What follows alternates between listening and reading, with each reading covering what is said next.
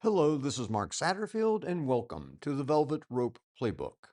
Tonight's chapter: Your business is not as complicated as you think it is.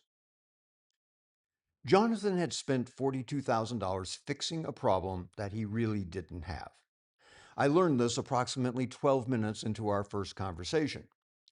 Jonathan ran a successful advisory firm with the sort of clients most advisors would be delighted to have: business owners, a few retired executives, several families with eight-figure net worths. He'd been doing this for nearly 20 years, had a beautiful office and an excellent reputation. And business had unfortunately slowed down. Not dramatically. There was no wolf at the door. There was no need to start selling the furniture. But new clients weren't arriving with the regularity they once had, and Jonathan had become increasingly concerned. So he did what successful people frequently do when something stops working. He started fixing things. First came the website. The old one looked dated, so a very impressive agency built him a new one. New photographs, new copy, new logo, new everything. Then came social media. Someone convinced Jonathan that he needed a more substantial presence on LinkedIn, so a content company began posting on his behalf several times a week. Then came the CRM, followed by a new email system, and eventually some work on his quote unquote brand architecture, a phrase Jonathan admitted he didn't completely understand, but which apparently cost quite a bit of money. $42,000 later, Jonathan had a much prettier business. He didn't have many more clients. "So what do you think I should do next?" he asked. I told him I had no idea. This was not the answer he was expecting. But before deciding what Jonathan should do next, I wanted to know something much more important. Where was the process actually breaking down? This is where business owners frequently make things much more complicated than they need to be. When sales slow down, they look at the entire collection of things we now call marketing: websites, social media, email, advertising, positioning, content, follow up funnels, and conclude that the whole contraption needs an overhaul. Usually, it doesn't. Underneath all the tactics and technology, virtually every business is trying to accomplish the same handful of things: get the attention of the right people, give them a compelling reason to become interested, establish enough credibility that they trust you, create enough desire that they prefer you to the alternatives, and make it easy and natural to take the next step. Attention, interest, trust, desire, action. Now, the details vary enormously. Selling a $5,000 service is different from selling a $100,000 engagement. A wealth advisor will probably find prospects differently from an architect. But the underlying mechanism isn't entirely exotic, which brought us back to Jonathan. "Are people finding you?" I asked. Plenty of them were. "Are the right kinds of people finding you?" Yes. "Are they interested enough to talk to you?" Again, yes.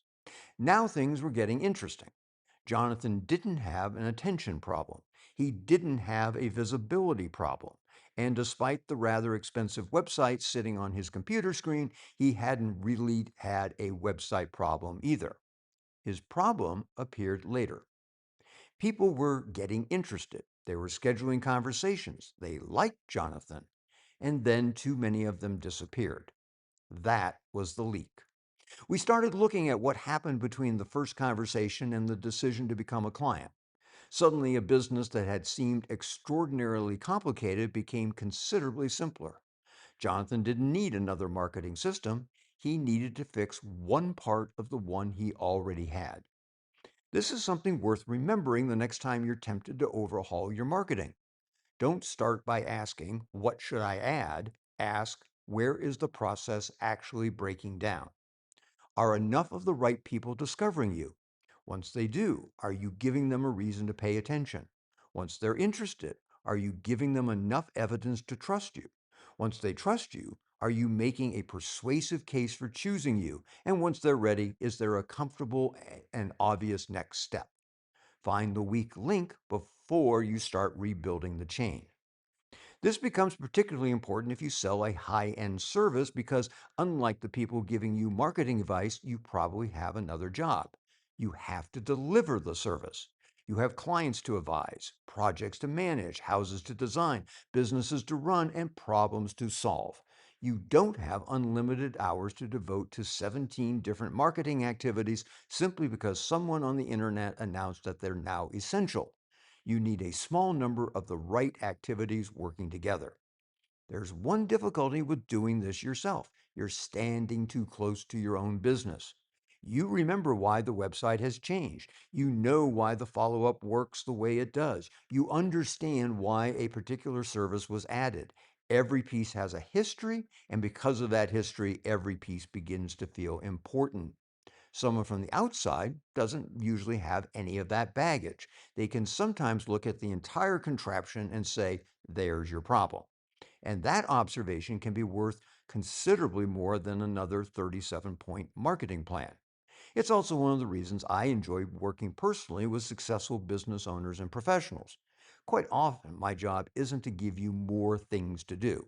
It's to help you figure out which two or three things actually matter, what you can stop worrying about, and where one relatively small change can produce a disproportionately large result. So, if you'd like me to take a look from an outside perspective about your business, go ahead and visit getwealthyclients.com or comment coach or visit the link that's here on the page somewhere, and I'll send you information about working with me personally. Jonathan thought he had a marketing problem. Then he thought he had a website problem, a social media problem, a technology problem, and for a brief and rather expensive period, a brand architecture problem. What he actually had was a leak. And once you know where the water is coming from, you can stop remodeling the house. This is Mark Satterfield. I hope you found this chapter of the Velvet Rope Playbook interesting and helpful. I'll be back at you with something new shortly. And until then, bye for now.